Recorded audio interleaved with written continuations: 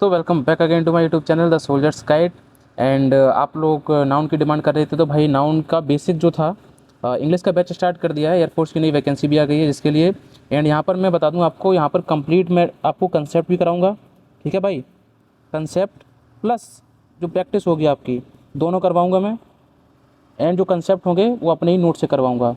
ये तीन चीज़ें आप ध्यान रख लो। एक क्लास में ले चुका हूँ, ठीक है। इसका मैं कलर चेंज कर लेता हूँ, गिव मी सम टाइम। हाँ हाँ हाँ, कौन सा कलर? ये कलर ठीक है अपना। देखो, नाउन की एक क्लास हो चुकी है, बेसिक वाली क्लास, जिसमें हमने ये सारी बातें पढ़ी थी जो आपके सामने लिखी हुई हैं। इंग्लिश एक लैंग्वेज है, वर्ड क्या होता है, पार्ट ऑफ स्पीच के बारे में, फ्रेज के बारे में, सेंटेंस के बारे में, सेंटेंस का स्ट्रक्चर क्या होता है, सब्जेक्ट कैसे पहचानते हैं, वर्ब कैसे पहचानते हैं। उसके बाद ये वाला हमारा पेज आया था, जैसे हमने एट्रीब्यूटिव के बारे में पढ़ा था। ये एट्रीब्यूटिव जो लिखा है आपके सामने, ठीक है, कैसा एरर बनता है इस पर बेस्ड की एट्रीब्यूटिव सब्जेक्ट से पहले कभी नहीं आता है, सब्जेक्ट के बाद में एट्रीब्यूटिव हमेशा सही होता है। ये सारी चीज़ें हम लोगों ने पढ़ रखी थी, ठीक है। एंड फिर हमने जानकारी ली थी अफिक्स के बारे में, ठीक है भाई। इसको मैं इरेज करता हूँ एक सेकेंड। अफिक्स के बारे में पढ़ा था कि रूट वर्ड कैसा होता है, ठीक है, सफिक्स क्या, प्रीफिक्स क्या है। अगर हम किसी वर्ड में सफिक्स लगाते हैं तो वो एब्स्ट्रैक्ट नाउन बन जाता है, और कुछ सफिक्स होते हैं जो एब्स्ट्रैक्ट नाउन बनाए जाते हैं जिनके द्वारा, ठीक है। आज हम लोग स्टार्ट कर रहे हैं अपना बेसिक नाउन, ठीक है। तो ध्यान से इस वीडियो को देखना। और भाई एक चीज़ बता दूँ मैं वीडियो स्टार्ट करने से पहले, मेरे पास बहुत ज़्यादा बैकग्राउंड नहीं है, सही, मेरे पास डिजिटल बोर्ड नहीं है पढ़ाने के लिए, पर जुनून और जज्बा पूरा है भाई पढ़ाने के लिए, ठीक है। जैसे मैंने 20 में 20 स्कोर किया था, वैसे आपके करवा दूंगा मैं, टेंशन मत लेना। बस आप जो भी पढ़ाऊंगा ध्यान से पढ़ना, समझ में आएगी, ये गारंटी मेरी है। बस आपकी निगाहें सामने स्क्रीन पर हों और आपके कान खुले हों मेरी आवाज़ सुनने के लिए सिर्फ। बस डेडिकेशन जैसा मेरा है वैसा डेडिकेशन आपका भी होना चाहिए। चलो वीडियो को स्टार्ट करता हूँ। एंड वीडियो को लाइक ज़रूर कर देना अगर आपको नाउन पढ़ाया हो पसंद आए तो। चलो स्टार्ट करते हैं। मैंने बताया था कल की क्लास में कि नाउन क्या होता है। नाउन क्या होता है? तो noun is a name of a person, place और थिंग। वो कहानी पुरानी हो गई है। अब सीधा सीधा हम पढ़ेंगे, noun is a naming word. बोलो हाँ या ना? Noun is a naming word, यानी दुनिया में जितने भी नाम हैं, आपके सामने जितने भी नाम हैं, वो सारे के सारे क्या हैं? वो सारे के सारे नाउन होते हैं। याद रखना, नाम किसी गांव का नाम हो सकता है, शहर का नाम हो सकता है, किताब किताब हो गई, देखो, boy, girl, Ram, Shyam, Kanpur, Agra, Lucknow, Rajasthan, India, China, ये सारे नाम हैं कि नहीं है? ये सारे के सारे नाउन हैं। फिर बोलो हाँ या ना? नाउन क्लियर हुआ? नाउन क्या होता है? यस भैया, कि जितने भी नाम हैं दुनिया में वो सारे के सारे नाउन हैं। क्लियर? अब नाउन की कुछ कैटेगरीज होती हैं। पहला जो विजुअल हो। विजुअल कौन कौन से? किसी पर्सन का नाम, किसी पर्सन का नाम है। जैसे पर्सन कौन होता है? इंसान होता है। जैसे जैसे हो गया मोहन, कृष्ण, ठीक है, सीता, ये सब पर्सन के नेम है। ये सब विजुअल होते हैं। अगर आप इनके नाम ले रहे हो तो दिखेंगे। अब ऐसा मत कहना कि कृष्ण भगवान कहाँ दिख रहे हैं हमें। मैं नाम बता रहा हूँ, किसी पर्सन का नाम है। सपोज आपके बगल में कोई दोस्त है आपका, पर्सन है, वो दिख रहा है आपको, दैट मीन्स वो एक विजुअल कैटेगरी में आ गया। बात करूँ प्लेस की, प्लेस की बात करूँ, आगरा, मथुरा, वृंदावन, ये सारे प्लेस हैं और प्लेस हमें दिखता है, ठीक है। इसको हम देख सकते हैं जगह को। थिंग मीन्स किसी वस्तु। थिंग मीन्स क्या होती है? वस्तु होती है। थिंग मीन्स वस्तु। वस्तु भी तो दिखती है। जैसे मैं कह दूँ बुक, तो बुक को आप देख सकते हो, तो बुक कौन सी कैटेगरी में हो गई? बुक होगी हमारी विजुअल कैटेगरी में। बोलो हाँ या ना? बिल्कुल सही। यानी कि नाउन होता है नेमिंग वर्ड, यानी किसी का भी नाम है वो नाउन है। नाउन की पहली कैटेगरी होती है विजुअल, जिसको हम देख सकते हैं। दूसरी कैटेगरी होती है फेल्ट ओनली, जिसको हम सिर्फ और सिर्फ महसूस कर सकते हैं, फील कर सकते हैं। इसके अंदर 4 एस्पेक्ट होते हैं: feeling, action, quality, state. FAQS, इसको मैंने ऐसे याद किया था। कुछ शब्द होंगे जो फीलिंग को डिनोट करेंगे, कुछ होंगे जो एक्शन को डिनोट करेंगे, कुछ क्वालिटी को डिनोट करेंगे, कुछ स्टेट को डिनोट करेंगे। इन सारे वर्ड्स को अभी आगे चल के हम पढ़ेंगे, तो टेंशन मत लेना। पहली क्वालिटी विजुअल वाली, दूसरा हो गया फेल्ट ओनली, तीसरा होता है नाउन इक्विवेलेंट, यानी कि जो असल में तो नाउन नहीं होगा, यानी इन रियल वो नाउन नहीं है, बट वो काम कर रहा है नाउन बन के। बोलो हाँ या ना? उसको क्या बोलते हैं? नाउन इक्विवेलेंट बोलते हैं। नाउन के इक्वल हो गया वो, बट वो रियलिटी में नाउन नहीं है। इसके बारे में अभी अभी अगले वाले PDF में हम पढ़ेंगे। नेक्स्ट आता है यूनिट। नाउन में यूनिट के बेस्ड भी क्वेश्चन बनते हैं, जैसे काउंट करना, मेज़र करना, कैलकुलेट करना, इन पर बेस्ड क्वेश्चन आते हैं, ठीक है। यानी इस नाउन चैप्टर में हमें इन्हीं 4 एस्पेक्ट्स को लेकर पढ़ाई करनी है। एक जो विजुअल वाले नाउन है उनको लेकर, दूसरा फेल्ट ओनली वालों को लेकर, तीसरा जो असल में नाउन नहीं होते हैं बट काम करते हैं नाउन की तरह, यानी नाउन इक्विवेलेंट वाले, और चौथा आ गया नाउन एंड यूनिट। ये 4 तरीके के कंसेप्ट हमें इस चैप्टर में पढ़ने हैं। तो बोलो क्लियरिटी है हमें क्या क्या पढ़ना है? नाउन क्लियर हुआ कि नाउन कहते किसे हैं? ठीक है, आगे बढ़ते हैं। आगे देखो, आइडेंटिफिकेशन ऑफ नाउन। चलो इस पे आते हैं। आइडेंटिफिकेशन ऑफ नाउन, यानी नाउन को आप आइडेंटिफाई कैसे करोगे, कैसे पहचानोगे सेंटेंस में कि क्या नाउन है। तो इसके लिए हमारे पास 3 वर्ड हैं, 1, 2, तीन, व्हाट, हु एंड whom। ये तीन शब्द, जी हाँ, मात्र ये तीन शब्द ऐसे हैं जो किसी भी सेंटेंस में नाउन का पता लगा सकते हैं कि नाउन कहाँ लिखा हुआ है। चलो देखते हैं कैसे ये पता लगाएगा। आ जाओ नीचे, इसको रेस कर देता हूँ मैं। देखो मेरे भाई, अब पहला सेंटेंस है राम कॉल्ड रीना। राम कॉल्ड रीना, हमें नहीं पता इसमें नाउन क्या है। वैसे तो हमने बताया कि जो भी नेम होता है वो नाउन होता है, बट चलो इन तीन शब्दों की मदद से हम पता करेंगे क्या है। वाट का यूज करते हैं पहले, वाट का यूज। राम कॉल्ड रीना, वाट कॉल्ड रीना, ये तो नहीं बना। हु का यूज करते हैं, हु कॉल्ड रीना। आपने क्या बोला, हु कॉल्ड रीना, तो आपका आंसर आएगा सर राम कॉल्ड रीना। यानी रीना को किसने बुलाया है, हु का मतलब कौन बुलाया है, किसने बुलाया है। आपका आंसर है सर राम ने बुलाया है। यानी इस वाले हु का आंसर, इस वाले हु का आंसर किसने दिया है, इस वाले हु का आंसर दिया है इस राम ने। तो राम क्या बन गया, एक देखो नाउन बन गया, ये मैंने लिखा भी है यहाँ पे, ठीक है। अच्छा, एक पता लग गया हमें नाउन। दूसरा चीज देखो, राम कॉल्ड हुम। अगर हम राम से पूछेंगे कि राम कॉल्ड हुम, राम ने किससे बुलाया है, तो आपका आंसर क्या होगा सर राम कॉल्ड रीना, रीना को बुलाया है। यानी एक नाउन तो बता दिया मैं इस हु ने, दूसरा नाउन बता दिया इस हुम ने। तो यानी कि रीना क्या हो गई, एक रीना एक नाउन हो गई। क्लियर हुआ। यानी किसी भी सेंटेंस में नाउन का पता लगाने के लिए हमारे पास तीन शब्द होते हैं, व्हाट, कहाँ गया, व्हाट, हु एंड हुम। तो व्हाट का तो इस सेंटेंस में यूज नहीं फंसा, बट हु और हुम ने हमें पता लगा दिया कि इस सेंटेंस में नाउन कौन कौन से हैं। हमारे पास दो नाउन निकले, एक राम एक रीना। अगले सेंटेंस से और क्लियरिटी आ जाएगी आपकी कंसेप्ट में। चलो देखते हैं अगला सेंटेंस। देखो सेंटेंस अगला कह रहा है कि the captain selected the team. तो हमारे पास वही तीन शब्द हैं, कौन कौन से, व्हाट, हु एंड हुम। चलो इन तीन शब्द को डालेंगे, पता लग जाएगा। तो मैं पूछूं हु सेलेक्टेड द टीम, तो आपका आंसर आएगा, अगर मैं हु की बात कर रहा हूँ, हु की, हु सेलेक्टेड द टीम, तो आप कहोगे सर द कैप्टन, जो कैप्टन था इसने सेलेक्ट किया है टीम को। तो ये क्या हो गया बच्चा, ये नाउन हो गया। अच्छा, the captain selected what, captain ने क्या सेलेक्ट किया है, कैप्टन ने क्या सेलेक्ट किया, आप कहोगे the captain selected team, sir team को सेलेक्ट किया है।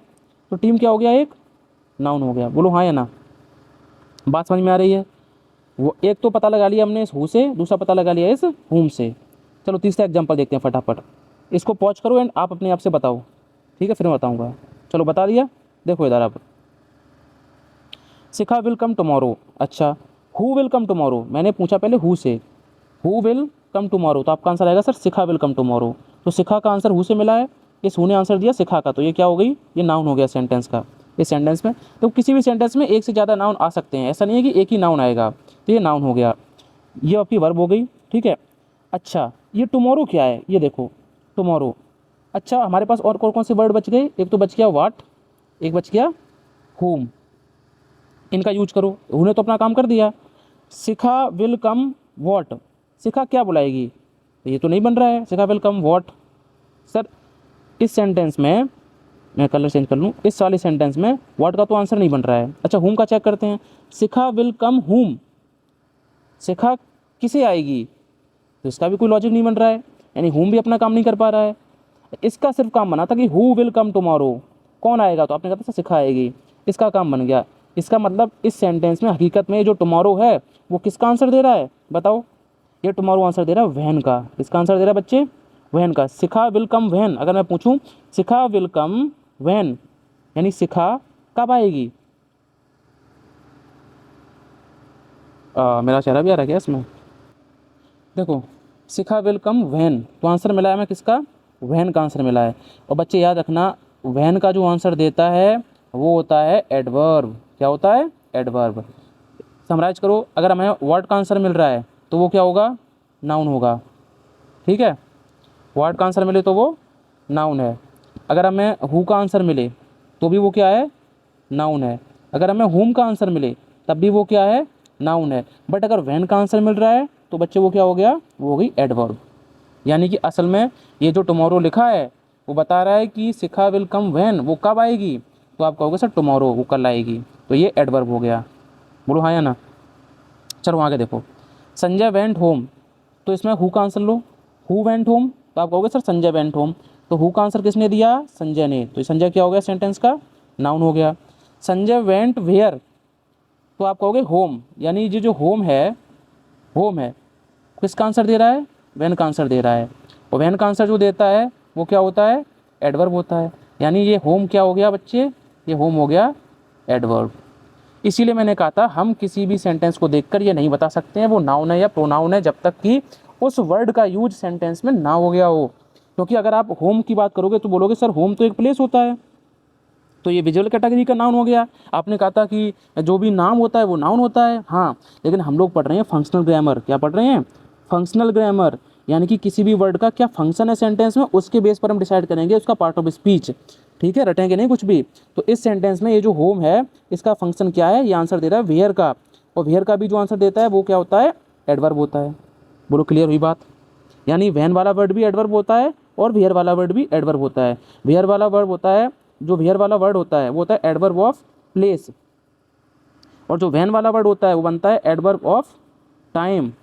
ये चीज़ हम एडवर्ब वाला चैप्टर जब पढ़ेंगे ना, एडवर्ब वाला चैप्टर, तब क्लियर करेंगे इस चीज़ को। चलो फिलहाल अपने सेंटेंस पर आते हैं। हमें एक तो हु ने आंसर दिया, हु वेंट होम, तो आप कहोगे सर संजय वेंट होम, तो एक हमारे पास नाउन हो गया हमारे पास संजय। संजय वेंट वॉट, तो वॉट का आंसर नहीं बना इसमें। संजय वेंट होम, होम का आंसर भी नहीं बना।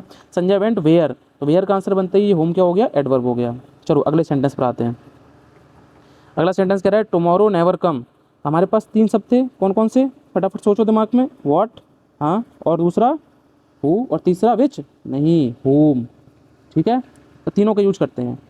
व्हाट नेवर कम्स, अगर मैं इस व्हाट का आंसर ढूंढूं इस सेंटेंस में, व्हाट नेवर कम्स, तो आप तुरंत कहोगे सर टुमारो नेवर कम्स।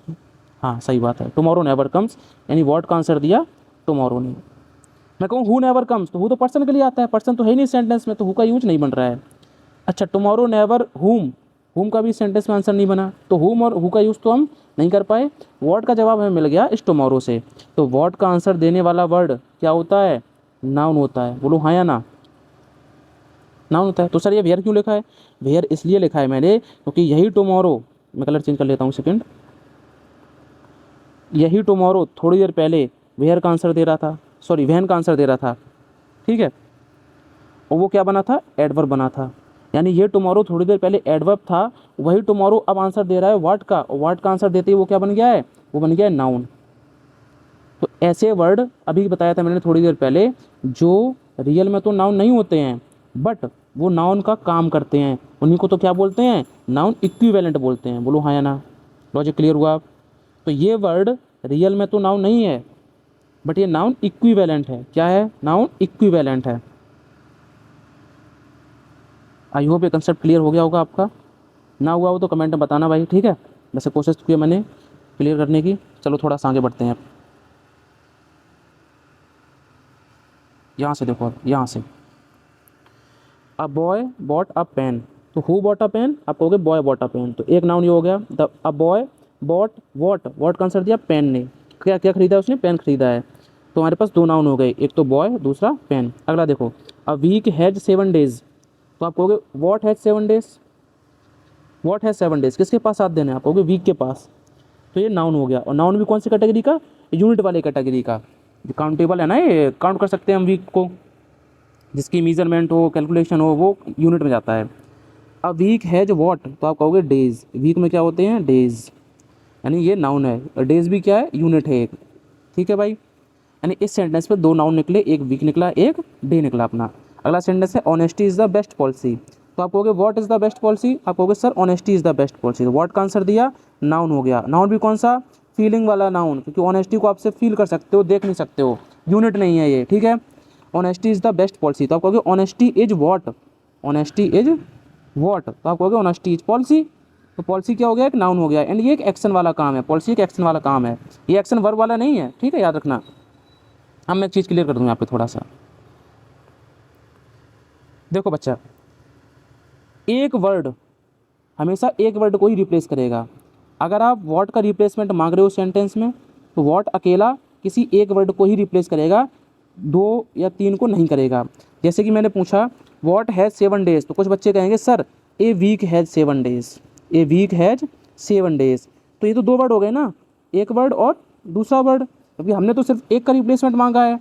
असल में किसके पास देन है, इस ए के पास में देन है या फिर वीक के पास में देन है, तो आप क्या कहोगे, सर वीक के पास में देन है।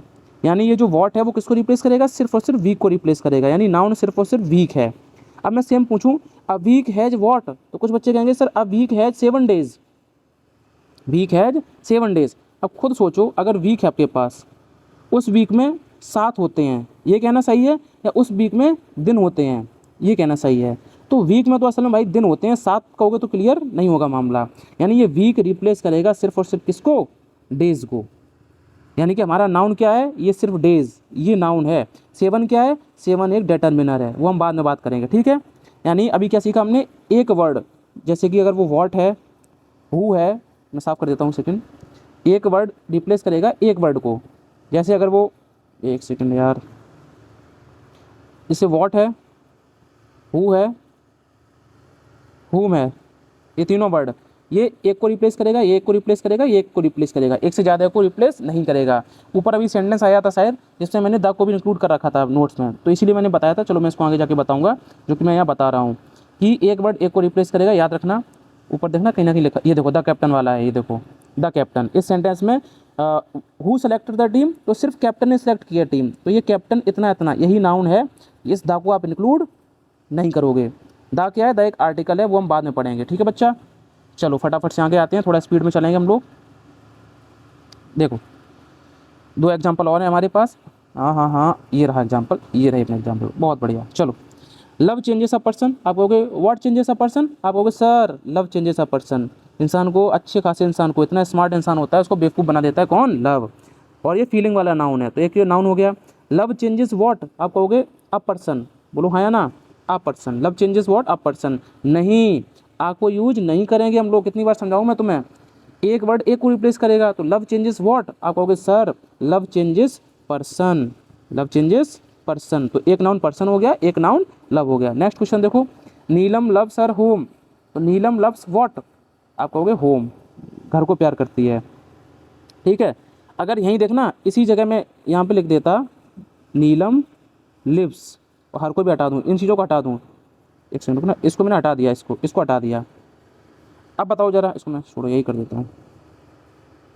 एक सेकंड, समझाने वाली बात है यहाँ पे, इसलिए इसको हटाया मैंने, यहाँ पे लिख दिया नीलम लिप्स। अब बताओ, तो नीलम लिप्स व्हाट, नहीं, जो ये होम पहले व्हाट का आंसर दे रहा था, वही होम अब आंसर दे रहा है वेयर का, कि नीलम रहती है, कहाँ रहती है? तो आप कहोगे घर में रहती है, तो नीलम लिव्स वेयर, आपने कहा होम, तो वेयर का आंसर देते ही ये सेंटेंस में जो लिखा हुआ होम है, वो क्या बन जाएगा अपने में बच्चा? वो बन जाएगा एडवर्ब। बोलो हाँ या ना? हाँ सर, ये तो धोखा हो गया हमारे साथ। अब खुद देखो आप, जो वर्ड थोड़ी देर पहले नाउन बन रहा था, ये देखो नाउन बन रहा था, वही अब क्या बन रहा है? एडवर्ब बन रहा है। क्यों? क्योंकि हम पढ़ रहे हैं फंक्शनल ग्रामर। एक वर्ड सेंटेंस में यूज किस तरीके से हुआ है, उस हिसाब से उसका पार्ट ऑफ स्पीच बताते हैं हम लोग, ठीक है। जैसे ही मैं इस लिप्स को हटाऊंगा, पुराना वाला सेंटेंस अपना रखूंगा, तो देखो भावनाएं फिर से चेंज हो जाएंगी। क्या चेंज होती है? नीलम लव्स व्हाट, तो व्हाट का आंसर देते ही ये नाउन बन गया, आप कहोगे घर को प्यार करती है। अच्छा, हु लव्स होम, आप कहोगे नीलम लव्स होम, हु का आंसर दिया, तो ये भी क्या है? नाउन है। अगला क्वेश्चन देखो, the officer reached on time, तो हु रीच्ड ऑन टाइम, पहले मैंने हु का जवाब मांगा, तो आपने कहा सर द, अच्छा बताओ द ऑफिसर इंक्लूड करोगे या सिर्फ ऑफिसर? सर एक वर्ड का रिप्लेसमेंट एक वर्ड ही देगा, तो द को इंक्लूड नहीं करेंगे। Officer reached on time, officer क्या हो गया बच्चा? नाउन हो गया। अच्छा, ऑफिसर रीच्ड व्हाट, क्या इस सेंटेंस में आपको व्हाट का आंसर मिला, या दिमाग में एकदम बत्ती जलेगी नहीं यार ये बन नहीं रहा, कोई सेट नहीं हो रहा, नहीं, तो व्हाट का आंसर नहीं मिल रहा है। क्या आपको हु का आंसर मिल रहा है?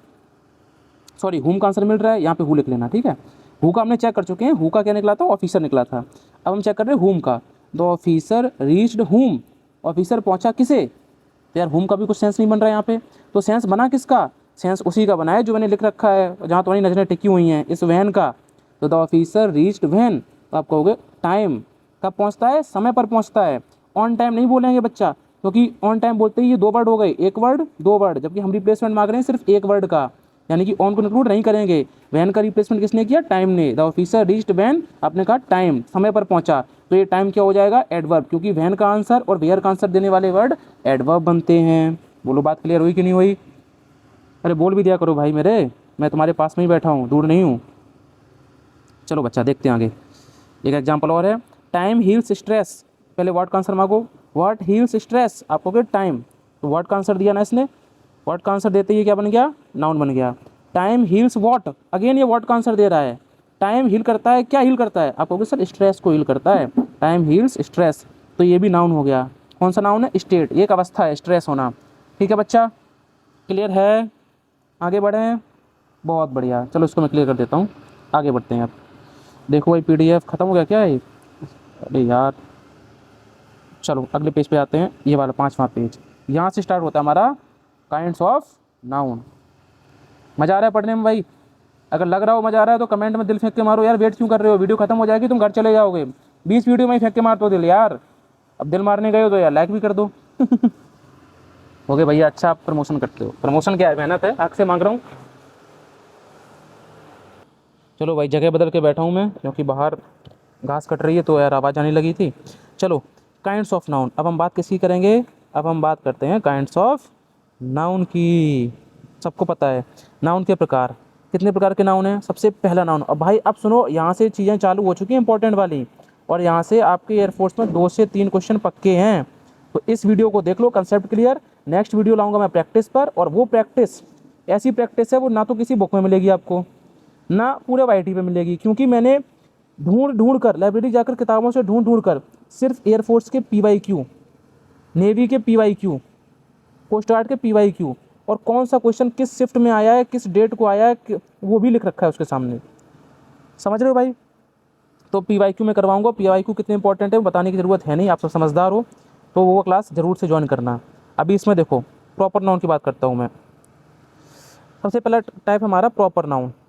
प्रॉपर नाउन क्या होता है? प्रॉपर, इसमें लिखा ही है प्रॉपर, जो चीज़ एकदम प्रॉपर हो, यानी प्रॉपर नाउन। नाउन मतलब नेम, किसी भी चीज़ का नेम जो कि एकदम प्रॉपर है, उसको बदला नहीं जा सकता है, उसको प्रॉपर नाउन बोलते हैं। जैसे कि पर्टिकुलर नेम, किसी इंसान का एक पर्टिकुलर नेम है। जैसे मेरा नाम है कृष्णा। अब कमरे में अगर कई सारे लोग हैं, ठीक है, और बाहर से आके कोई आवाज़ दे कृष्णा इधर आओ, तो जाहिर सी बात है कौन उठ के जाएगा? मैं ही तो जाऊँगा, क्योंकि मेरा ही प्रॉपर नेम है कृष्णा, पर्टिकुलर नेम है कृष्णा। यानी मैं कौन सा नाउन हो गया? ये कृष्णा जो लिखा है ये हो गया प्रॉपर नाउन। बोलो हाँ या ना? अब मैं कह दूँ राधा, कृष्णा के पास राधा तो होती है, हाँ राधा, तो राधा भी कौन सा नाउन है? एक प्रॉपर नाउन है। ठीक है, मैं कह दूँ किसी शहर का नाम, जैसे मैं कह दूँ हाँ हाँ कानपुर, चलो मैंने कानपुर बोल दिया। अच्छा, इंडिया में कितने कानपुर हैं भाई? अगर कानपुर बोलोगे तो स्पेसिफिक हो गया ना, एक प्रॉपर नेम है, प्रॉपर जगह है, तो कानपुर भी अपने आप में कौन सा नाउन है? प्रॉपर नाउन है। बोलो हाँ या ना? अब मैं फंसाता हूँ थोड़ा तुम्हें। मैं बोल दूँ सिटी, मैंने बोल दिया कंट्री, मैंने बोला विलेज, और मैंने बोल दिया रामपुर, मैंने बोल दिया चाइना। ठीक है, हाँ हाँ ठीक है, बताओ इनमें कौन सा प्रॉपर नाउन है? लगाओ दिमाग। चलो देखो, रामपुर एक गांव का नाम है बच्चे, गांव का नाम तो प्रॉपर ही हुआ ना, ठीक है, तो ये प्रॉपर नाउन हो गया। मैं बात करूँ सिटी की, तो सिटी तो यार कोई भी हो सकती है। इंडिया में कितने सारे सिटी हैं, अपने अब ज़िले में देख लो, अपने प्रदेश में देख लो कितने सारे सिटी हैं, तो सिटी प्रॉपर नाउन नहीं है, क्योंकि ये पर्टिकुलर नहीं है, ये कई सारे हो सकते हैं। कंट्री, क्या दुनिया में सिर्फ एक ही कंट्री है? अगर आप कंट्री की बात करोगे तो कई सारे देश हैं। कितने सारे देश हैं दुनिया में, बताओ तुम खुद। तो कंट्री प्रॉपर नाउन नहीं है। मैं बात करूँ चाइना, देखो चाइना एक कंट्री है, बोलो हाँ या ना? चाइना एक कंट्री, और चाइना इकलौती कंट्री है। अगर चाइना आप बोलोगे तो सिर्फ एक ही जगह दिमाग जाएगा आपका। तो चाइना एक कैसा नाउन है? प्रॉपर नाउन है। जबकि कंट्री कैसा नाउन था? प्रॉपर नाउन नहीं था। आप कहोगे विलेज, देखो ये रामपुर गांव का नाम था स्पेशल, तो ये प्रॉपर नाउन हो गया। लेकिन अगर आप विलेज बोलोगे, विलेज, तो ये जो शब्द है वो अपने आप में प्रॉपर नाउन नहीं है, क्योंकि विलेज तो कोई भी हो सकता है, कई सारे विलेज हैं दुनिया में। बोलो हाँ या ना? Yes sir. तो फिर ये शब्द हैं क्या? इन्हीं को बोलते हैं कॉमन नाउन। क्या बोलते हैं? अभी अगला पढ़ेंगे हम, कॉमन नाउन, जो कॉमन है, जो कोई भी हो सकता है। सिटी, सिटी कोई भी हो सकता है, कंट्री कोई भी हो सकती है, विलेज कोई भी हो सकता है, ऐसी चीज़ें होती हैं कॉमन नाउन। चलो भाई, उम्मीद करता हूँ 20-30% तो आ ही गया होगा दिमाग में। अब कौन कौन से क्वेश्चन बनते हैं प्रॉपर नाउन पर बेस्ड, वो चीज़ें याद कर लो। देखो देखो, पहला हो गया पर्टिकुलर जो नेम होता है, स्पेसिफिक नेम है, दैट इज प्रॉपर नाउन। दूसरा चीज़ इनिशियल लेटर अपर केस, यानी प्रॉपर नाउन का जो पहला अक्षर होता है वो हमेशा अपर केस में लिखते हैं। जैसे अगर मैं बात करूँ राम, तो राम कहीं भी ऐसा लिखा हुआ होगा तो उसका इनिशियल लेटर जो होगा, पहला लेटर, वो हमेशा अपर केस में होगा, यानी बड़ा अक्षर बनेगा। ये वाला राम सही है, ये राम गलत है। मैं बात करूँ कानपुर की, तो कानपुर अगर तुमने ऐसा लिख दिया तो मुँह पे थप्पड़ पड़ेंगे तुम्हारे। वीडियो देखा है एक लड़की वाला? लाइक कर दिया वीडियो को, नहीं किया, अब पढ़ेंगे थप्पड़। हाँ, तो वही है कानपुर। इसका के कैसा बनेगा, कैपिटल बनेगा, क्योंकि ये प्रॉपर नाउन है और प्रॉपर नाउन का पहला अक्षर हमेशा कैपिटल लेटर में बनता है, मतलब अपर केस में बनता है। आगे देखो, तीसरा पॉइंट कह रहा है कि proper noun name of a person होता है। हाँ जी सर, ये पता है, मैं बार बार मत बताओ। अरे भाई ये बता रहा हूँ मैं कि अपर केस में तो होता है, इसके पहले ये फाई, इसको क्या बोलते हैं, फाई। गणित वाला फाई नहीं है, फाई का मतलब होता है जीरो आर्टिकल। अरे सर कितनी टेक्निकल लैंग्वेज में पढ़ा रहे हो आप। जीरो आर्टिकल का मतलब नो आर्टिकल, यानी प्रॉपर नाउन से पहले नो आर्टिकल, कोई भी आर्टिकल नहीं आएगा, यानी जीरो आर्टिकल होगा, यानी उसी को फाई बोलते हैं। फाई डिनोट करते हैं शॉर्ट नोट बनाने के लिए हम लोग, यानी जीरो आर्टिकल, यानी ए एन द, इनका यूज नहीं होगा प्रॉपर नाउन के पहले। बोलो स्वाहा। चलो देखो आगे, कुछ एग्जाम्पल लिखे हैं मैंने प्रॉपर नाउन के, उनको फटाफट से देखते हैं एक बार। देखो राम, ठीक है, राम एक प्रॉपर नेम है, प्रॉपर नाउन हो गया। Sita proper noun. New Delhi proper noun. Toyota. अब देखो अगर मैं बात करूँ कार की, तो कार तो यार दुनिया में बहुत सारी हो सकती हैं, हाँ या ना।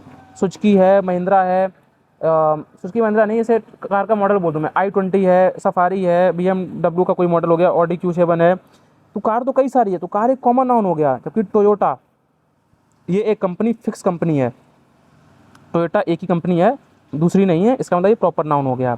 मैं कह दूँ मोबाइल, यार मोबाइल तो कोई बोल सकता है, बोलो हाँ या ना, मोबाइल तो कोई बोल सकता है, ये कॉमन नाउन हो गया। लेकिन वहीं मैं मोबाइल का किसी ब्रांड का नाम ले दूँ, मैं कह दूँ सैमसंग, तो भाई सैमसंग तो अकेला एक ही है, तो सैमसंग प्रॉपर नाउन हो गया अपने आप में। अब क्लियर हो गया यार, प्रॉपर नाउन और कॉमन नाउन। अब मत बोलना बार बार, नहीं आती इंग्लिश तुम्हें। चलो देखो इसको, कॉमन नाउन की बात करूँ मैं, तो कॉमन नाउन थोड़ा थोड़ा मैंने ऊपर ही बता दिया है, बचा हुआ मैं यहाँ बता रहा हूँ। कॉमन नाउन जनरल नेम होता है, जनरल नेम, यानी रिप्रेजेंट्स अ क्लास और कैटेगरी। तो अगर मैं मोबाइल बोल देता हूँ, तो मोबाइल क्या कर रहा है, आपके कमरे में आपके दोस्त होंगे, आपका मोबाइल कुछ और कंपनी का होगा, आपके दोस्त का मोबाइल हो सकता है आधा कटा हुआ सेब हो, ठीक है, आपके घर पे पापा का मोबाइल बटनों वाला हो, ठीक है। यानी कि मोबाइल में तो कई सारी चीज़ें आ गई ना, यानी मोबाइल रिप्रेजेंट कर रहा है एक कैटेगरी को, एक क्लास को, जिसमें कई तरीके के मोबाइल आते हैं। तो मोबाइल क्या हो गया अपने आप में, एक कॉमन नाउन हो गया। हाँ सर समझ में अब आ गया। मोबाइल के बारे में, सॉरी कॉमन नाउन के बारे में कौन कौन से पॉइंट आपको याद रखने हैं। कॉमन नाउन का जो इनिशियल लेटर होता है, यानी जो पहला लेटर होता है, वो हमेशा लोअर केस में बनाते हैं, जस्ट उल्टा है। उसमें हम राम को ऐसे लिख रहे थे ना, अगर कोई कॉमन नाउन है मोबाइल, तो मोबाइल को हम ऐसे नहीं लिखेंगे, मोबाइल को कैसे लिखेंगे, स्मॉल m बना के लिखेंगे। यानी कॉमन नाउन का जो पहला लेटर होगा वो हमेशा लोअर केस में होगा। चलो आगे देखो, इसके पहले कॉमन नाउन के पहले आर्टिकल आता है, हाँ भाई ए भी आ सकता है, एन भी आ सकता है और दा भी आ सकता है, ये चीज़ ध्यान रखना। प्रॉपर नाउन के पहले नहीं आता है, बट कॉमन नाउन के पहले तीनों आर्टिकल आ सकते हैं। A boy, a girl, a city, a car, etcetera, ठीक है। इनफैक्ट कॉमन नाउन के पहले आर्टिकल आएगा ही आएगा, तो मैं ऐसे समझो कंपलसरी है, आएगा ही आएगा, अकेला नहीं छोड़ेंगे कॉमन नाउन को। चलो आगे देखो अब, मटीरियल नाउन। मटीरियल का मतलब देखो, मटीरियल से समझ में ही आ रहा है क्या होगा इसके बारे में। घर में जब घर बनता है किसी का, तो मटीरियल मंगवाते हैं, गिट्टी मोरम सरिया सीमेंट मटीरियल, तो वही चीज़ें इसमें, यानी बहुत सॉलिड चीज़ें आती हैं। जैसे नेम ऑफ अ सब्सटेंस, किसी पदार्थ का नाम, किसी पदार्थ का नाम।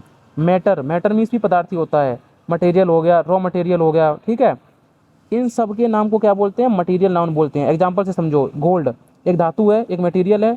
Silver, milk, iron, in fact air, air भी एक मटेरियल नाउन है, ठीक है भाई। ये सारे के सारे क्या है, मटेरियल नाउन है। इनकी खास बात क्या है कि मटेरियल नाउन के पहले कभी भी ए और एन का यूज नहीं करते हैं, ध्यान रखना। द के इंक्लूड नहीं है इसमें, आर्टिकल ए और आर्टिकल एन का यूज नहीं करते हैं मटेरियल नाउन से पहले। द का क्या सीन है सर, द का यूज कर सकते हैं लेकिन स्पेसिफिक सेंस में, स्पेसिफिक सेंस में। अब ये क्या बोल दिया बताता हूँ, वेट करो, रुको जरा, सब्र करो कलर चेंज करने दो बार बार, थोड़ा माहौल बनेगा थोड़ा सा। देखो देखो भाई, जगह बदलनी पड़ रही बार बार यार, बाहर घास काटने वाले आ जा रहे हैं, आवाज़ आती है बहुत ज़्यादा। चलो मटेरियल नाउन की हम बात कर रहे थे। Name of a substance, matter, material, raw material, ठीक है, ये सब बता दिया था मैंने। अब मैं बता रहा हूँ द का यूज कैसे कर सकते हैं स्पेसिफिक सेंस में। देखो नॉर्मली तो ये देखो लिखा है गोल्ड, सिल्वर, मिल्क, अरे सारे के सारे मटेरियल नाउन है, इनके पहले आर्टिकल ए और एन का यूज नहीं करते हैं। बट द का यूज मैं बता रहा हूँ क्यों करेंगे। देखो हम जैसे मैं कह दूँ gold is a precious metal, मैं लिख दे रहा हूँ साइड में। यहाँ लिख रहा हूँ, यहाँ इस जगह में देखो कितना जुगाड़ लगा रहा हूँ मैं। मैंने लिखा gold is a precious, writing थोड़ा देख लेना यार, मेटल, पेन चलती नहीं है ये। Gold is a precious metal. दूसरा लिख रहा हूँ,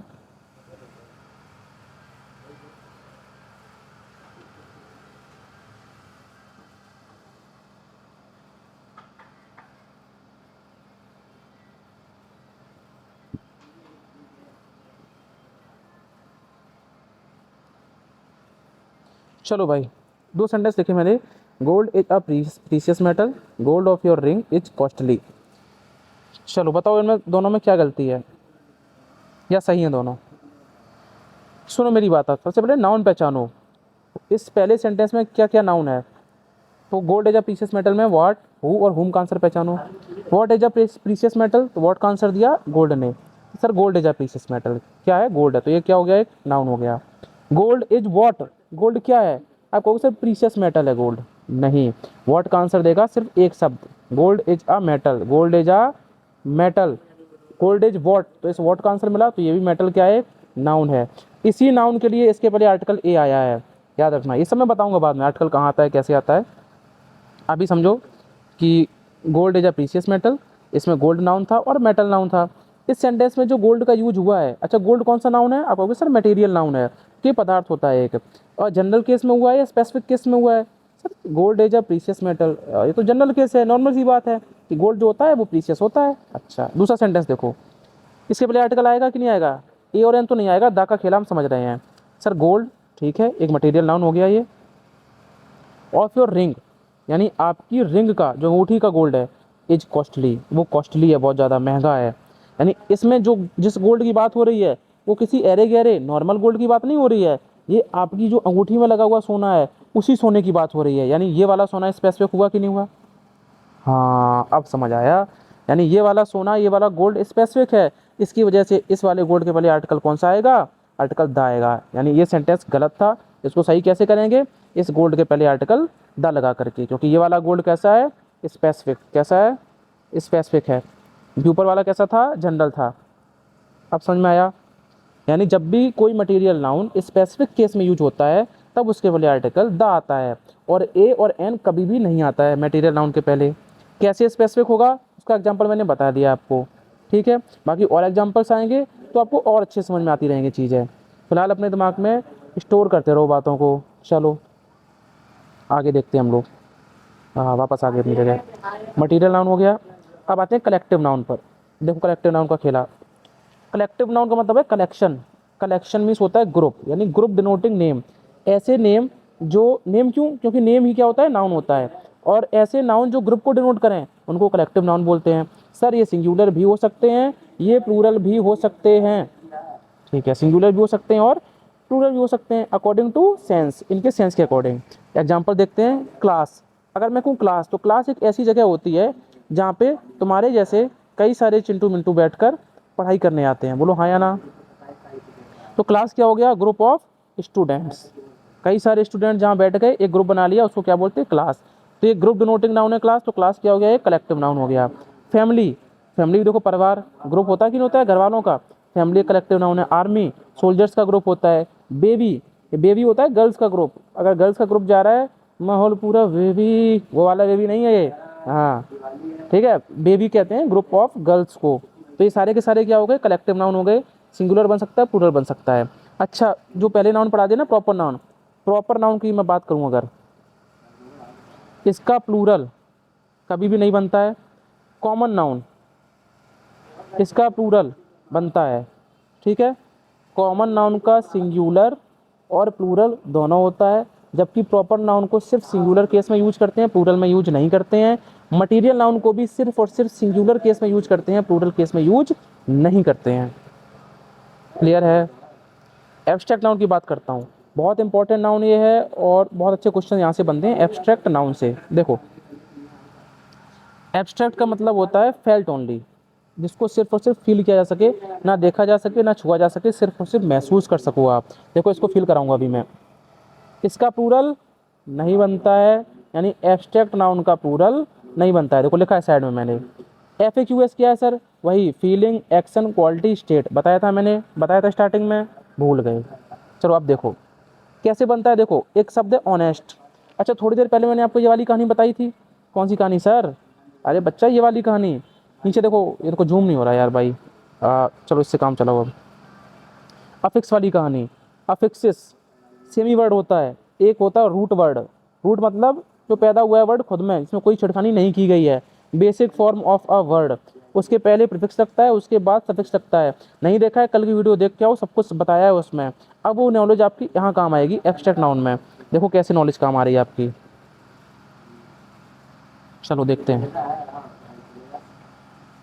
ये लिखा हमारे पास एब्स्ट्रैक्ट नाउन। अब देखो हमारे पास लिखा है वर्ड ऑनेस्टी, तो हमें पता है ऑनेस्ट। ऑनेस्ट अपने आप में रूट वर्ड है, इसमें लास्ट में TY लगाते ही ऑनेस्टी बन गया। ऑनेस्टी मीन्स ईमानदारी। अच्छा ऑनेस्ट, ऑनेस्ट में अगर आपने TY जोड़ दिया तो डबल T नहीं आएगा, सिर्फ एक T लगाएंगे हम लोग, ये कॉमन सी बात है। लेकिन TY जोड़ते ही बन गया ऑनेस्टी। और ऑनेस्टी मीन्स ईमानदारी। ईमानदारी को आप छू सकते हो? नहीं। देख सकते हो? नहीं। सिर्फ और सिर्फ फील कर सकते हो। और ऐसे नाउन जिन्हें आप सिर्फ और सिर्फ फील करते हो उन्हें क्या बोलते हैं? एब्स्ट्रैक्ट नाउन बोलते हैं। बोलो हाँ या ना। अगला देखो सेंटेंस, अगला देखते हैं, अगला देखते हैं, अगला देखते हैं। चलो अगला वर्ड है लाफ्टर। तो लाफ मीन्स हंसना, इसमें TER जोड़ते ही ये बन गया लाफ्टर, हंसी। हंसी को आप सिर्फ फील कर सकते हो, यानी ये हंसी क्या है? एब्स्ट्रैक्ट नाउन है। लव, इसमें कुछ भी जोड़ा घटाया नहीं है, फिर भी लव क्या है? आप इसको सिर्फ महसूस कर सकते हो, देख नहीं सकते, सुन नहीं सकते। ये भी क्या है? एब्स्ट्रैक्ट नाउन है। हेट्रेड, हेट मीन्स क्या होती है? घृणा। हेट मीन्स क्या होती है? घृणा। हेट्रेड मीन्स क्या होता है? दुश्मनी बोल लो तुम, हेट्रेड मीन्स, ठीक है। इसको भी क्या एब्स्ट्रैक्ट नाउन की कैटेगरी में डालते हैं, इसको आप देख नहीं सकते हो। हेट, हेट भी अपने आप में क्या है? एब्स्ट्रैक्ट नाउन ही है। इंजॉय, इंजॉय एक रूट वर्ड है, इसमें मेंट जोड़ते ही बन गया इंजॉयमेंट। ये पूरा का पूरा क्या है? एब्स्ट्रैक्ट नाउन है। हार्ड, हार्ड मीन्स होता है कठोर। हार्डशिप, शिप जोड़ते ही क्या बन गया? एब्स्ट्रैक्ट नाउन बन गया है। चाइल्डहुड मीन्स बचपना, तो चाइल्ड एक रूट वर्ड है, इसमें हुड कर दिया सफिक्स तो बन गया childhood, abstract noun. Same friendship और सेम रनिंग। रनिंग भी क्या है? रनिंग आपको सिर्फ महसूस कर सकते हो कि हाँ दौड़ के आया बंदा, ये भी क्या है? एब्स्ट्रैक्ट नाउन है। लेकिन इन समय मैंने सर्कल क्यों कर रखे हैं? बोलो सर्कल क्यों कर रखे हैं?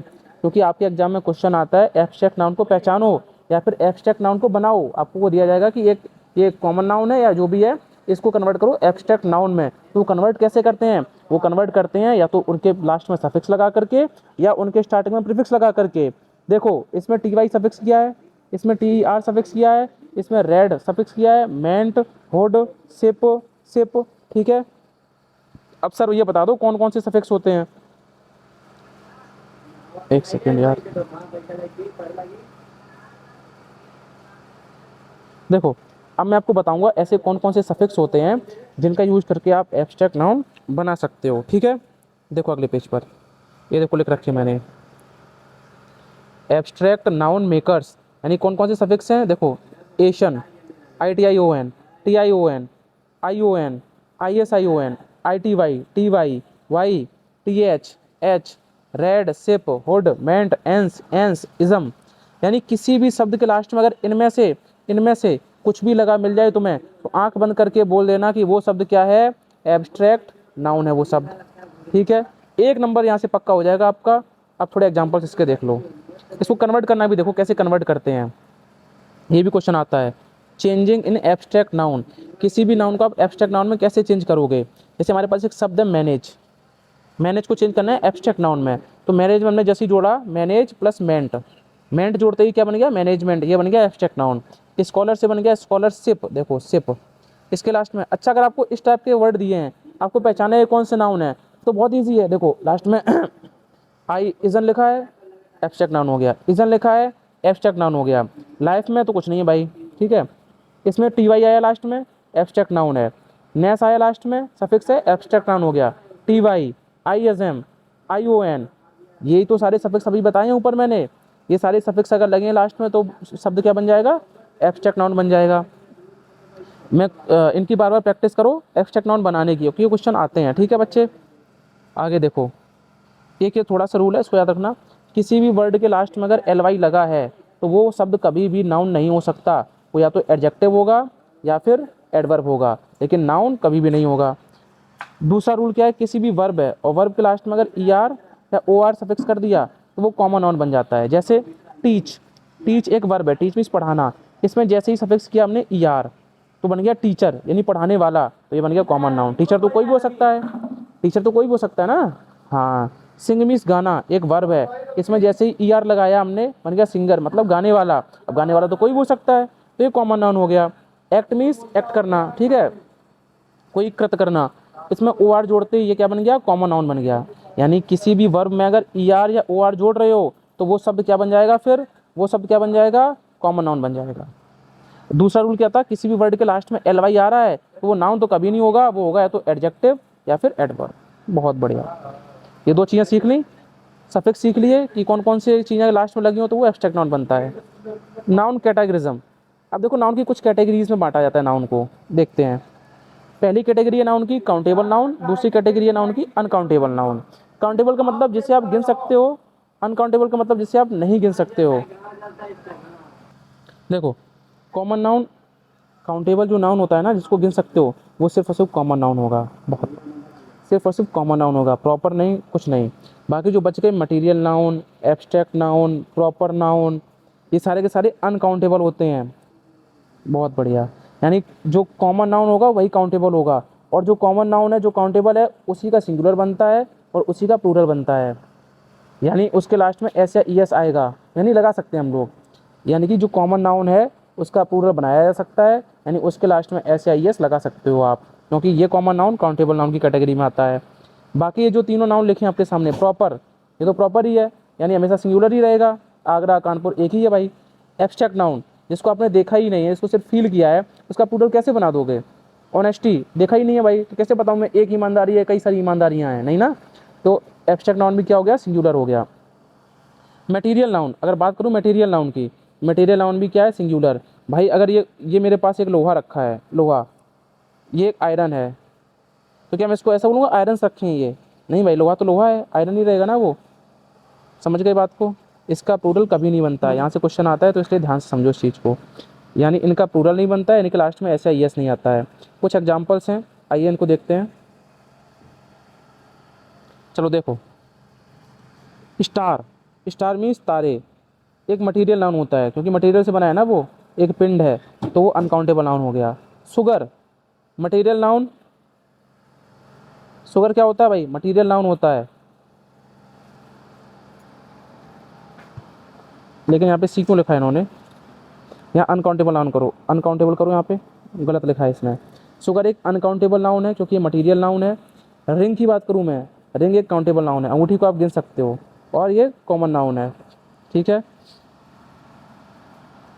उसके बाद में बात करूँ, अगर कॉमन नहीं, काउंटेबल लिखा है, काउंटेबल नाउन है और कॉमन नाउन भी है।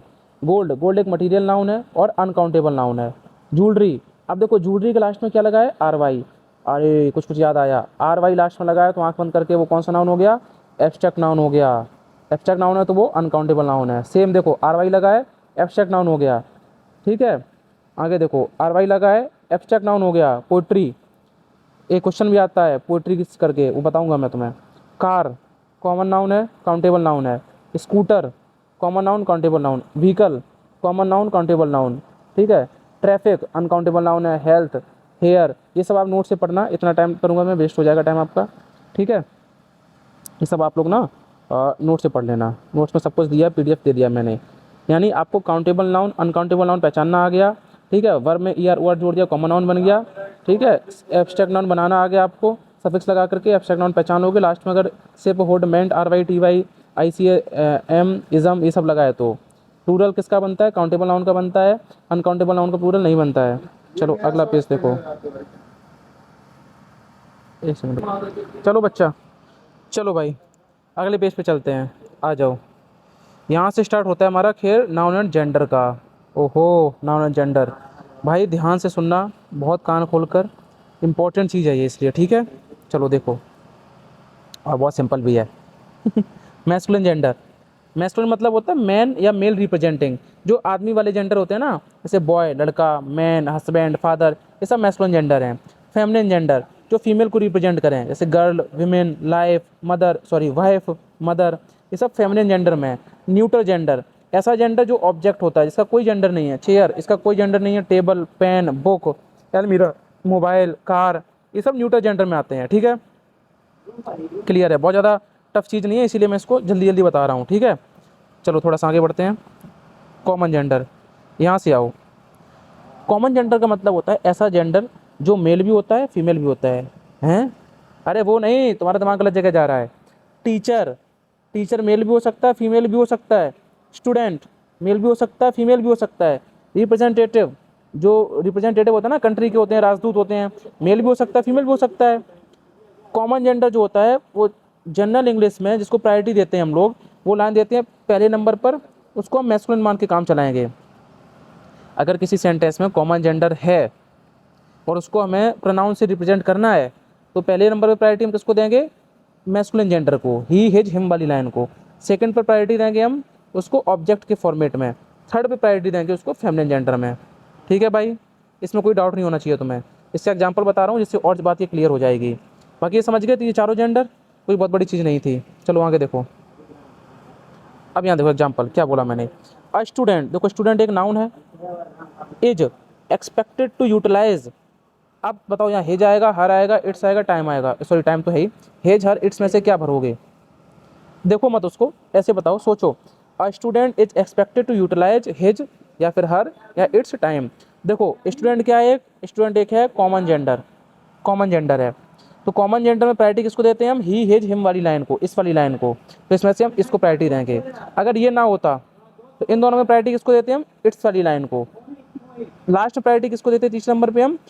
फेमिनिन जेंडर वाली प्रायोरिटी को, यानी हिज, सी, हर वाली प्रायोरिटी को। ठीक है, इस वाली लाइन को। चलो बच्चा अगला एग्जांपल देखो। एक, a teacher must be true to his her its effort. Teacher एक कॉमन नाउन है, कॉमन नाउन के लिए प्रायोरिटी किसको देंगे हम? ही हिज हिम वाली लाइन को, यानी मैस्कुलिन जेंडर वाली लाइन को। यानी हर नहीं आएगा, इट्स नहीं आएगा। बहुत बढ़िया। नेक्स्ट, ये वाला जरा ध्यान से सुनना। कब हम मैन और वुमेन लगाते हैं, कब हम मेल और फीमेल लगाते हैं? देखो जब बात करते हैं किसी प्रोफेशन की, बात किसी करते हैं? प्रोफेशन की, किसी पोस्ट की, किसी रैंक की या किसी टाइटल की। ऐसे केस में अगर आपको मेल रिप्रेजेंट करना है, यानी मैस्कुलिन जेंडर बनाना है, तो मैन लगाओगे वर्ड से पहले। फेमिनिन जेंडर बनाना है तो वर्ड से पहले विमेन लगाओगे। लेकिन जब बात करते हैं फिजिकल कैरेक्टरिस्टिक्स की, भौतिक गुण की, तब हम मैन और वुमेन नहीं लगाते हैं। तब हम वर्ड से पहले मेल लगाएंगे मैस्कुलिन जेंडर के लिए, वर्ड से पहले फीमेल लगाएंगे फेमिनिन जेंडर के लिए। ठीक है बच्चा, देखो इसके एग्जांपल देखो, तब और बात क्लियर हो जाएगी। लेकिन समझ में आना चाहिए तुम्हें ये, ठीक है, क्योंकि ये बहुत इंपॉर्टेंट चीज़ है। बाकी सब नोट्स तो आपको मिल ही जाएगा ऐसे का ऐसा। चलो इसको देखो। अब मैं बात करूँ सोल्जर। ठीक है, सोल्जर एक वर्ड है। सोल्जर एक क्या है? कॉमन नाउन है। अब मुझे अगर ये बताना है कि कौन से सोल्जर की बात कर रहा हूँ मैं, फेमिनिन जेंडर बनाना है इसको और मैस्कुलिन जेंडर बनाना है, तो सोल्जर क्या है? सोल्जर क्या फिजिकल कैरेक्टरिस्टिक है? क्या भौतिक गुण है सोल्जर? या फिर एक पोस्ट है, एक रैंक है, एक प्रोफेशन है, एक टाइटल है? आप कहोगे सोल्जर एक प्रोफेशन है। Yes sir. प्रोफेशन वाले में क्या बताया था? मैन और वुमेन आता है पहले। तो अगर मुझे बताना है कि सोल्जर जो है वो मैस्कुलिन जेंडर का है, तो क्या मैं उसके पहले मेल सोल्जर लिखूंगा? नहीं। क्या मैं उसके पहले फीमेल सोल्जर लिखूंगा अगर लड़की है तो? नहीं। उसके पहले लिखूंगा मैं क्या? यहाँ पे बनाऊंगा मैं मैन सोल्जर। अगर एक सोल्जर है, सोल्जर तो एक कॉमन जेंडर हो गया, मुझे बताना है वो सोल्जर लड़का है तो मैं बोलूँगा मैन सोल्जर। बताना है कि वो सोल्जर लड़की है तो मैं बताऊँगा क्या? Women soldier, WOMAN, women soldier. तब वो चीज़ सही हो जाएंगी दोनों। अगला एग्जाम्पल देखो, क्योंकि ये क्या था? ये एक प्रोफेशन था। अगला है डॉक्टर। सेम, डॉक्टर भी एक प्रोफेशन होता है। तो डॉक्टर का फेमिनिन जेंडर क्या बनेगा? इसके पहले मैन या विमेन लगा करके, तो विमेन डॉक्टर। ये अपने आप में एकदम करेक्ट हो गया। लेडी डॉक्टर बोलना अपने आप में गलत होता है बच्चा। क्यों होता है? क्योंकि लेडी जो वर्ड है, लेडी वर्ड अपने आप में रिस्पेक्ट है। अब नीचे यार एक कट रहा है, इसको मैं कैसे हाइड करूँगा? चलो मैं बोल देता हूँ, आप लोग समझ लेना, ठीक है। लेडी अपने आप में रिस्पेक्ट है और डॉक्टर भी अपने आप में रिस्पेक्ट है। अरे यार, चलो देखो ऐसे ही देखो, लेडी अपने आप में रिस्पेक्ट है, डॉक्टर भी रिस्पेक्ट है। इन दोनों को मिला दोगे सुपर फ्लॉस हो जाएगा बच्चे। एक बार में एक ही रिस्पेक्ट लगाते हैं, तो लेडी रिस्पेक्ट बोलना गलत हो गया। लेडी इंस्पेक्टर बोलते हैं, ठीक है, लेडी ऑफिसर बोलते हैं, सारे के सारे वर्ड्स गलत हैं। ऐसा गलत होता है इंग्लिश ग्रामर में। अगला देखो इंस्पेक्टर। इंस्पेक्टर क्या एक पोस्ट है? इंस्पेक्टर तो एक पोस्ट होती है। पोस्ट से पहले अगर आपको जेंडर स्पेसिफाइड करना है तो मेल या फीमेल नहीं आता है, मैन या वीमेन आता है। नर्स, नर्स क्या है? नर्स एक पोस्ट है, नर्स एक प्रोफेशन है, नर्स एक टाइटल क्या है? नर्स एक प्रोफेशन है।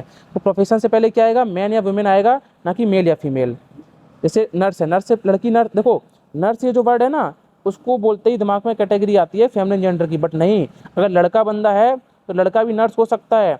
नर्स एक एक एक पोस्ट है उसकी, डॉक्टर में एक पोस्ट होती है नर्स, वो लड़का भी हो सकता है, वो लड़की भी हो सकती है। जैसे टीचर लड़का भी होता है, लड़की भी होती है, वैसे ही नर्स होता है।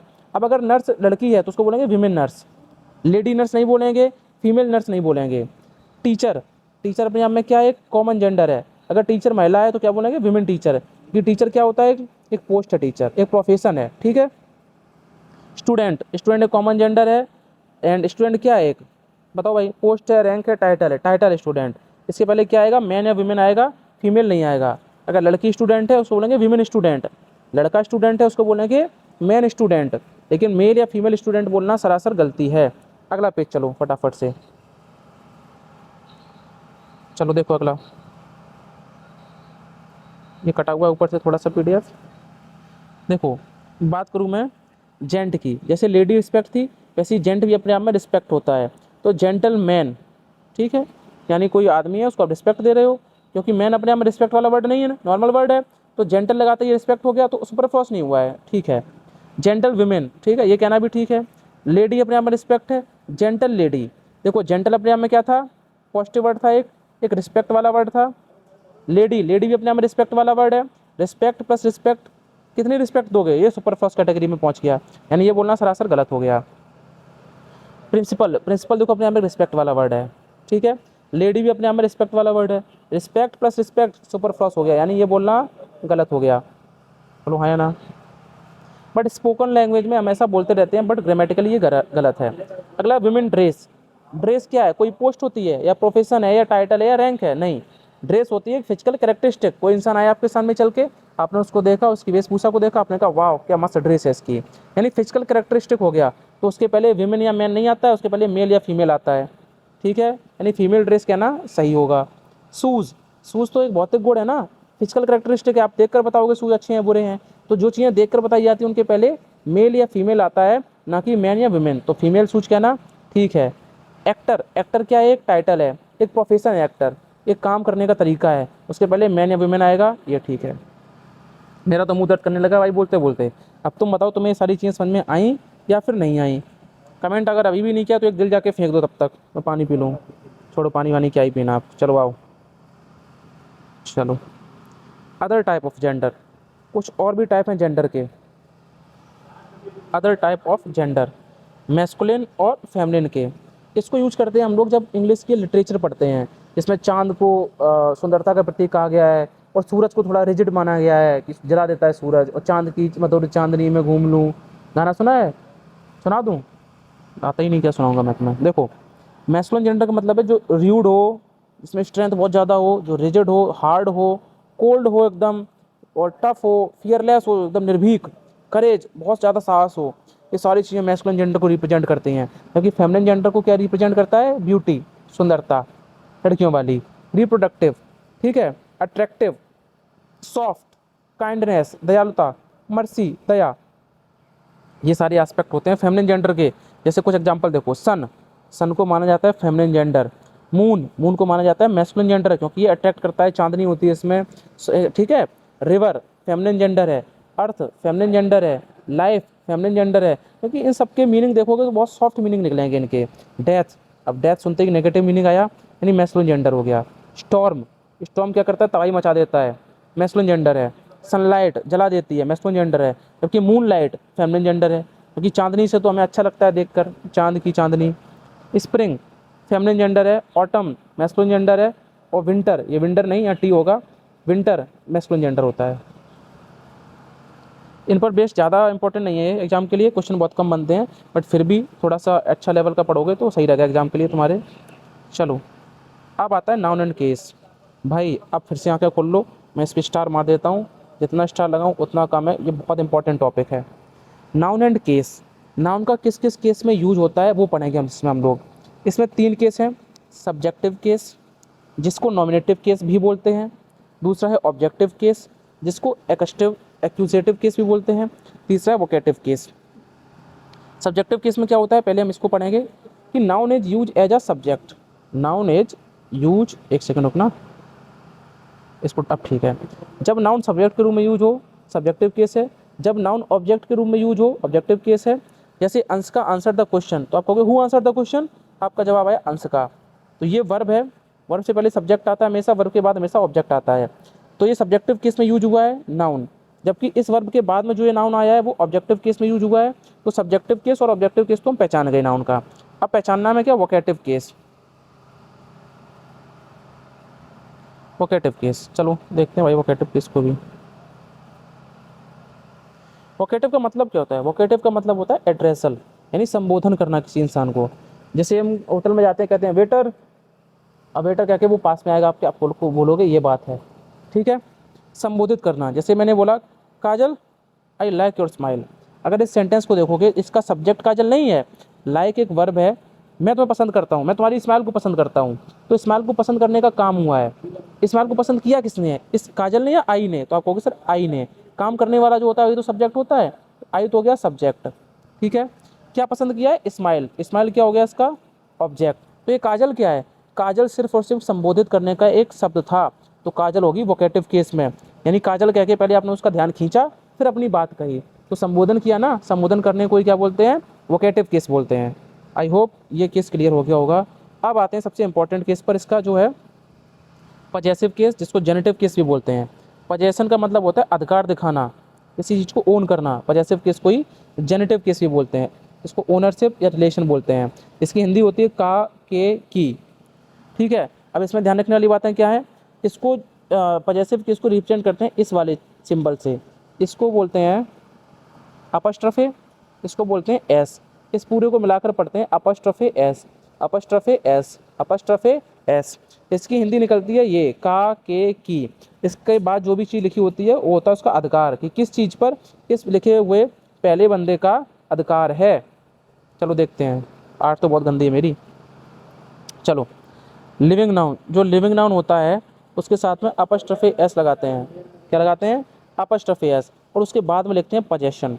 जैसे मैंने लिखा राम्स कार, तो राम अपने आप में क्या एक लिविंग नाउन है, लिविंग मतलब जिंदा है, उसकी सांसें चल रही हैं, निर्जीव वस्तु नहीं है, सजीव है, ठीक है। राम एक लिविंग नाउन हो गया। अच्छा, राम के पास ही कार है, यानी इस कार पर किसका पजेशन है, राम का, तो राम का इस कार पर पजेशन दिखाने के लिए हम क्या लगाएंगे, अपस्ट्रफे एस लगाएंगे। यानी पहले लिविंग नाउन, फिर अपस्ट्रफे एस, फिर पजेशन। देखो पहले लिविंग नाउन, फिर अपस्ट्रफे एस, फिर पजेशन, क्लियर है। इसकी हिंदी क्या निकलेगी, राम की कार, ये हिंदी निकल गई इसकी। चलो और देखो एग्जांपल, तब और अच्छे समझ में आएगा। नॉन लिविंग, अब इससे ज़्यादा जूम नहीं हो रहा ये। नॉन लिविंग का क्या सीन है, नॉन लिविंग में ये होता है कि पहले पजेशन लिखते हैं हम लोग, फिर ऑफ लिखेंगे, फिर नॉन लिविंग नाउन लिखेंगे, यानी इस वाले का जस्ट उल्टा, पजेशन आगे आ गया, लिविंग नाउन पीछे, नॉन लिविंग पीछे चला गया, और अपस्ट्रफे एस को हटा के क्या लगा दिया, ऑफ लगा दिया बीच में। एग्जांपल देखो, चेयर्स डिजाइन, इसको मैं थोड़ा जूम करके लिख दूँ एक बार। चेयर्स डिजाइन, जैसे ऊपर वाले सेंटेंस में राम तो लिविंग नाउन था, बट नीचे वाले सेंटेंस में इसकी हिंदी पढ़ो, हिंदी में तो आपको सही लगेगा बोलने पर, अर्थ भी निकलेगा, चेयर्स डिजाइन की कुर्सी की डिजाइन। बट चेयर क्या है अपने आप में, चेयर अपने आप में क्या है, चेयर अपने आप में एक non living noun, non living noun. तो नॉन लिविंग नाउन वाले केस में अगर आपको पजेशन दिखाना है कि इस डिजाइन पर, ये डिजाइन किसकी है, चेयर की है, मतलब इस चेयर का पजेशन है इस डिजाइन पर, उसको कैसे दिखाओगे आप, सबसे पहले पजेशन लिखोगे। पजेशन क्या, पजेशन ये डिजाइन है, तो सबसे पहले क्या लिखेंगे हम, डिजाइन।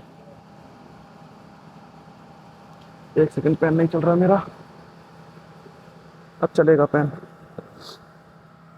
देखो अगर नॉन लिविंग नाउन को लिखना है, सबसे पहले पजेशन लिखेंगे, पजेशन क्या है, डिजाइन, ये लिख दिया हम लोगों ने, डिजाइन। फिर आता है ऑफ, तो हमने लगा दिया ऑफ। फिर है non living noun, non living noun क्या था, ये चेयर, तो चेयर, यानी चेयर से डिजाइन कहना गलत है। आपके अगर एग्जाम में ऐसा क्वेश्चन आए तो आपको सही कैसे करना पड़ेगा, डिजाइन ऑफ चेयर, ऐसे बोल करके। चलो आई होप इसके ये क्लियर हो गया होगा लॉजिक इसका। चलो अगले पेज पे चलते हैं फटाफट से। ये देखो पहली लाइन लिखी है ट्री, ट्री को हम लोग सजीव मानते हैं, बट ग्रामर की नज़र में ये नॉन लिविंग है, याद रखना। Tree is non living in grammar. तो ट्रीज शेड, अब ट्री क्या है, नॉन लिविंग हो गया, यानी ये छाया, बात हो रही है छाया की। इस छाया पर पजेशन, अधिकार किसका है, इस पेड़ का है, यानी ये तो हो गया पजेशन, क्या हो गया, पजेशन। ये हो गया नॉन लिविंग नाउन। तो इसमें अपॉस्ट्रोफी एस कब से आने लगा गुरु, नहीं आता है, क्या आता है, ऑफ आता है। तो देखो इसको नीचे ठीक कैसे किया गया है, इसको ठीक किया गया है। सबसे पहले पजेशन लिखा हमने, पजेशन, फिर ऑफ लगाया, फिर ये नॉन लिविंग नाउन इधर आ गया, पजेशन इधर आ गया था, ट्री, यानी ट्री शेड कहना गलत हुआ, शेड ऑफ ट्री कहना एकदम सही बात है। क्वेश्चन बनते हैं ऐसे, ठीक है। अगला देखो, ये देखो इसका एक अपवाद है, एक्सेप्शन है, इसको समझ लो अच्छे से।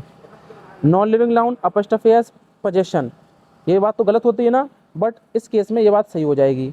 कौन से केस में ये बात कब सही होगी, जब लिविंग से संबंधित हो पोजेशन, यानी जो बातचीत हो रही है अगर वो लिविंग से संबंधित है। जैसे इस सेंटेंस में अगर ट्री शेड यानी पेड़ की छाया, इसमें कोई भी बात अगर सजीव से संबंधित होती, लिविंग से रिलेटेड होती, तो फिर ये कहना सही हो जाता, बट ऐसा तो था नहीं, इसलिए ये कहना गलत हो गया था। अगला देखो, इंडियाज़ पॉपुलेशन, आपको कि सर इंडिया नॉन लिविंग है, नॉन लिविंग के साथ कभी भी अपॉस्ट्रोफी एस नहीं आता है। और इंडिया का पोजीशन क्या है, पॉपुलेशन की, ये जो जनसंख्या है वो किसकी है, किसका अधिकार है इस पर, इंडिया का अधिकार है।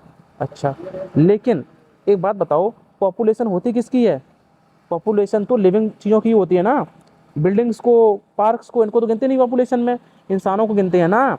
तो ये बातचीत लिविंग से रिलेटेड है, और लिविंग से रिलेटेड बातचीत है अगर, तो उसको इस तरीके से लिखने में कोई बुराई नहीं है, यानी इंडियाज़ पॉपुलेशन लिखना सही हो गया। पॉल्यूशन, पॉल्यूशन कौन फैलाता है, इंसान ही तो फैलाता है, यानी पॉल्यूशन भी लिविंग से रिलेटेड है, पॉल्यूशन से प्रॉब्लम भी इंसान को है और फैलाता भी कौन है, इंसान ही है। तो वैसे तो दिल्ली एक नॉन लिविंग नाउन था, उसके साथ अपॉस्ट्रोफी एस नहीं लगाना था, बट इसका जो सेंस जा रहा है वो लिविंग से रिलेटेड ही जा रहा है, जिसकी वजह से ये सही हो गया। धीरे धीरे बातें आएंगी समझ में, घबराना है बिल्कुल भी नहीं है, दिल पे जोर नहीं देना है, ठीक है, जब तक मैं यहाँ बैठा हूँ।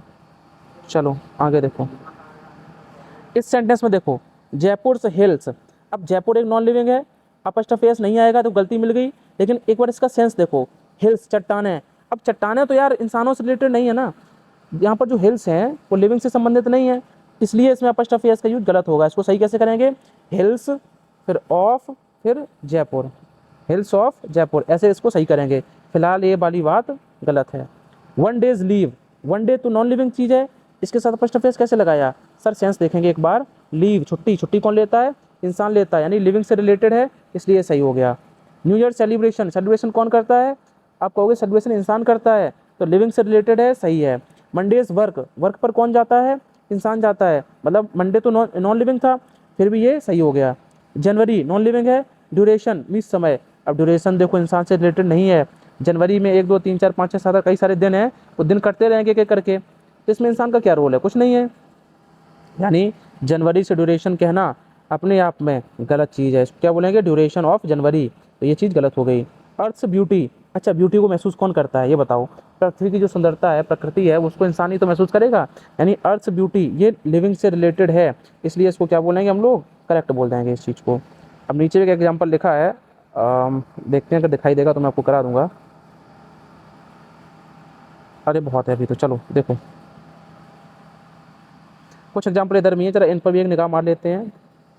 नॉन लिविंग के साथ अपॉस्ट्रोफी एस है, फिर लिविंग पोजेशन है अगर, तब वो चीज़ सही हो जाती है। हाँ यही तो मैंने बताया आपको, जैसे जयपुर कल्चर, एक था जयपुर हिल्स, तो जब मैं बात कर रहा था हिल्स की, हिल्स मीन्स चट्टान है, चट्टानों का इंसानों से कोई लेना देना नहीं होता है, इसलिए वो वाले सेंटेंस में गलत कर दिया था मैंने, बट यहाँ पे बात हो रही कल्चर की, कल्चर को कौन बनाता है, कल्चर को इंसान ही तो बनाता है, यानी कल्चर जो है वो अपने आप में लिविंग से रिलेटेड है, इसलिए जयपुर वैसे तो नॉन लिविंग है, बट ये इसका सेंस जा रहा है लिविंग से रिलेटेड, कि जयपुर का कल्चर इंसानों की बात है, मतलब अपॉस्ट्रोफी एस इसमें कहना सही हो जाएगा। जयपुर से लेक्स, लेक में झीलें, अब झीलें इंसान से रिलेटेड तो है नहीं, नॉन लिविंग तो है नहीं, तो जयपुर के साथ में ऐसे अपॉस्ट्रोफी एस लगा के जयपुर से लेक्स बोलना गलत है। सही कैसे करेंगे, सबसे पहले पोजेशन आएगा, एक सेकंड, सबसे पहले ये पोजेशन लिख दिया हमने लेक्स, फिर लगा दिया ऑफ, फिर ये जो नॉन लिविंग था इसको ले जाके लास्ट में पटक दिया, तो लेक्स ऑफ जयपुर, ये कहना एकदम सही हो गया बच्चा। बात समझ में आई, बोलो हाँ या ना, आ गई होगी यार, अब तो चलाते चलाते गला बैठ गया। अगला है सन्स ब्राइटनेस, इसमें कोई भी लिविंग से रिलेटेड बात नहीं कही गई है, इसलिए ये कहना गलत है। इसको सही कैसे करोगे, सबसे पहले पोजेशन लिखेंगे ब्राइटनेस, फिर लगाएंगे ऑफ, फिर इस नॉन लिविंग को ले जाके लास्ट में पटक देंगे, ब्राइटनेस ऑफ सन, ऐसे कहना है इसको, सही हो गया। अगला देखो, at a stone's throw at an arm's length, ये दोनों अपने आप में इडियम है।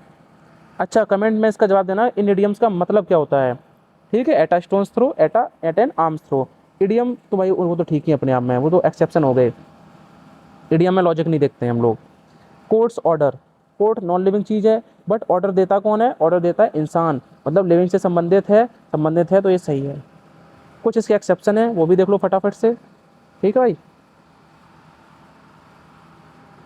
चलो देखते हैं, एक्सेप्शन की बात करूँ अगर मैं, टाइम बताने वाले कुछ वर्ड हैं जिनमें अपस्ट्रफी एस चल जाता है, प्लेस के साथ अपस्ट्रफी एस चल जाता है, कुछ हेवनली बॉडी हैं, ठीक है, उनके साथ अपस्ट्रफी एस चल जाता है, इडियम्स में चल जाता है, पर्सोनिफिकेशन मतलब अलंकार में चल जाता है, ठीक है। इसको कुछ एग्जांपल्स भी नीचे दिए हैं।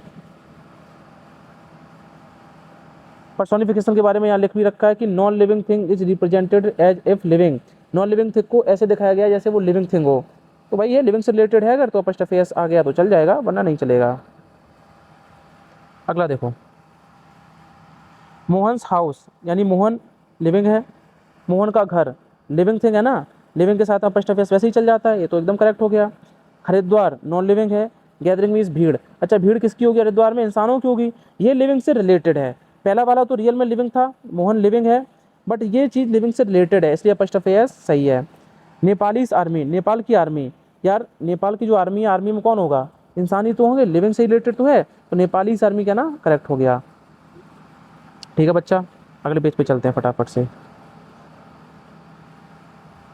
चलो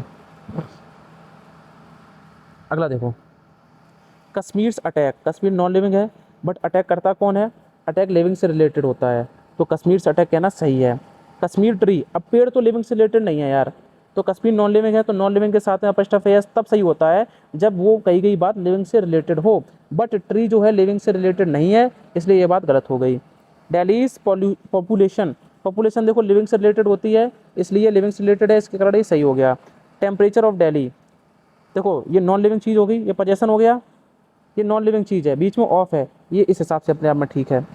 दिल्ली टेम्परेचर कहना गलत है, क्योंकि अपने आप में दिल्ली नॉन लिविंग है और टेम्परेचर इसका पोजेशन है, दिल्ली का तापमान, इसमें इंसान का कोई रोल नहीं है, इसलिए नॉन लिविंग के साथ अपस्ट्रफी एस गलत हो गया। अब सुनो मेरे भाई,